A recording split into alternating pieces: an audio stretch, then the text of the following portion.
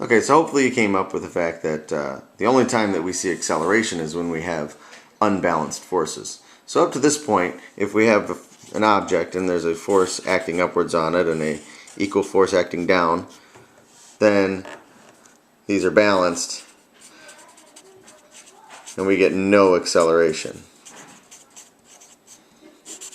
So what happens though if the same object has a force downwards and we have a much larger force up top? Okay, these are not balanced anymore. These are unbalanced.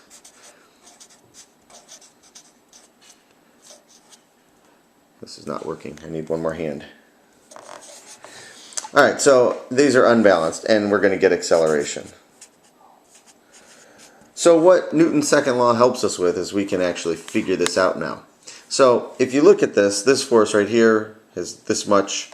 So if I take that, that's about to here. This part of the force is canceling each other out. So really the only thing we're worried about is this leftover part. And that's the unbalanced part, or there's another special name that's usually called the net force. Let's take paper here. So this is the net force. Alright, so realistically this extra leftover force, we have the net force, is the unbalanced force.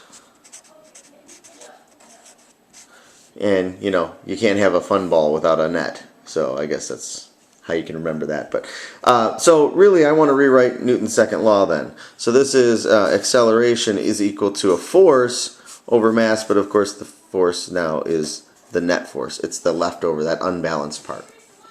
Alright, so if we look at this, this is what we can do. And for today's assignment, what I want you guys to do is you're going to be using this equation in some problems that we've done before. So you're going to do force diagrams like before, and one of the things that it says to do is to make a balanced equation before you try to do this. So let's do the problem. So we're going to have a guy in an elevator, and the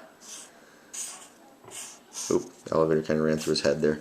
Alright, so there's the elevator, and we're going to say that he has a mass of, let's say, 85 kilograms. Alright, this is his mass. It's going to be very important here that you guys keep track of your units. Kilograms is a mass, newtons is a force, and it's something that you guys have done your whole life. You've used mass and weight interchangeably. It doesn't work for these things. Mass is mass and weight is a force. So, you know, mass is in kilograms, force is in newtons.